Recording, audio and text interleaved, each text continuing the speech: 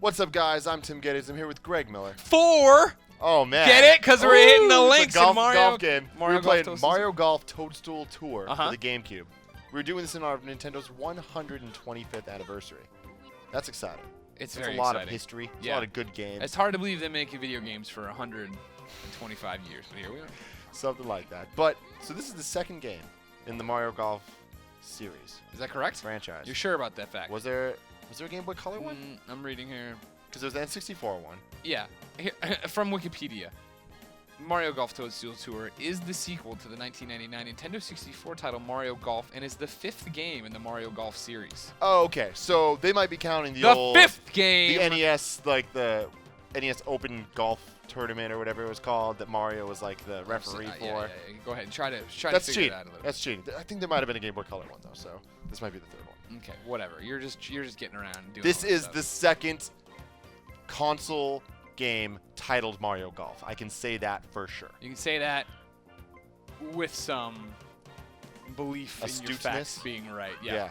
I'm the one who picked it. Mhm. This is another one where they're like, Greg, pick some things to do. You got Toadstool Tour on there? Like, yeah, of course, that's one of the best 125 games. I'm like, I'm in. Mario Golf Toadstool Tour. I talked about this. If you haven't seen it yet, we did a double dash commentary. Yes, we did. I talked about the big tube TV in our basement Yeah. and how we all played it, and we had a house full of guys in college, and this is what we did. Is all we did was play GameCube. Mario Golf was on another level of even compared to. I mean, they're Mario Kart and Mario Golf are the ones that ran away with our time and stuff. But Mario Golf was a much slower pace game, obviously. Yeah.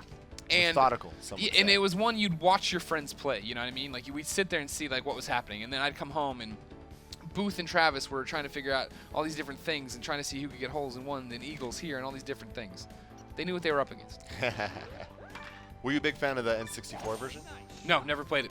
Interesting. Mario, like I was, This was remember I was a Sega kid, Mm. and so I bought an N64, or I didn't even buy it. I got it for Christmas or whatever, and I was in it for wrestling games. I was in it for GoldenEye, Yeah, Smash yeah. Bros.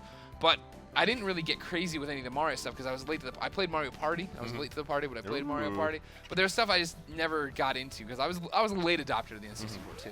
That's crazy. Were you a Saturn kid? I was.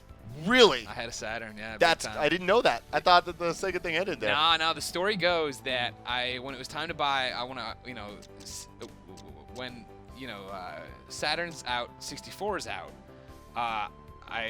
For a birthday, for Christmas, I think. No, it was my birthday. I'm glad I was wasting time telling you something that didn't even matter. For my birthday, I was like, Mom, I want, the N64 for my birthday. And she's like, and I gave her the Toys R Us ad. She's like, are you sure you don't want the Sega Saturn? You've been a Sega kid forever. And I went, you know what, Mom, you're right. And I was like, and then I got it. I was like, no. That was my Vader scream. But Mario Golf, yeah, so by the time I got to college, I went to college and lived with a bunch of Nintendo fanboys.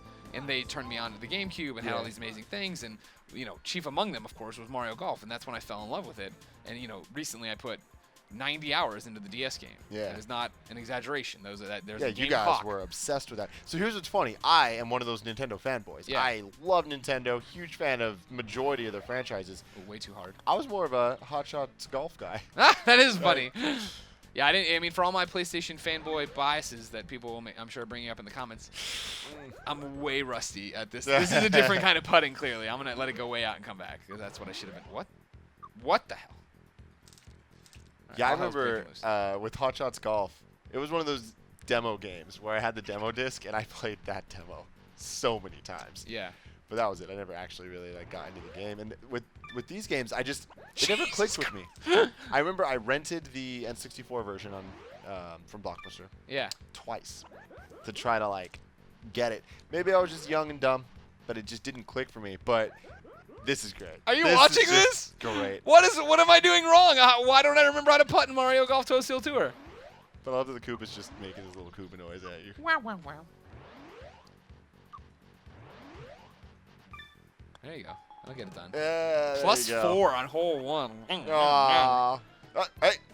And he shoots in his thing. Yeah. That's the best animation. There you go. See, this is the thing. Booth, my roommate in college, he used to only play with the Koopa. And so when the Koopa does his birdie dance, whereas he floats off the air and wiggles his arm, Booth would get up and do that in the living room. I like that. And everybody was like, Booth, you're weird. Yeah. Now, video games, man, their little victory animations are something special. That and the idle animation. I'm not going to lie. I felt really good about that up until the putt. Then everything went to hell. Oh, wow. I'm feeling good about this one, Greg. Bam. That was a nice shot.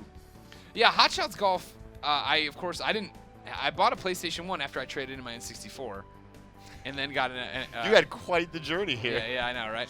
So then, after I did all that, that's when I got a PlayStation 1, so I didn't even know about Hot Shots Golf. Is it automatic?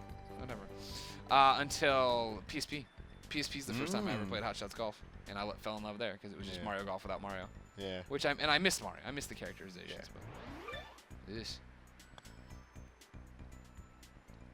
getting ugly out here. There's something crazy too, just about the GameCube era, and GameCube specifically. Like everything had a look to it. Like I remember the N64, PlayStation era, where PlayStation games looked like triangles and squares. Yeah. N64 games looked like circles and blurry smushes. Yeah.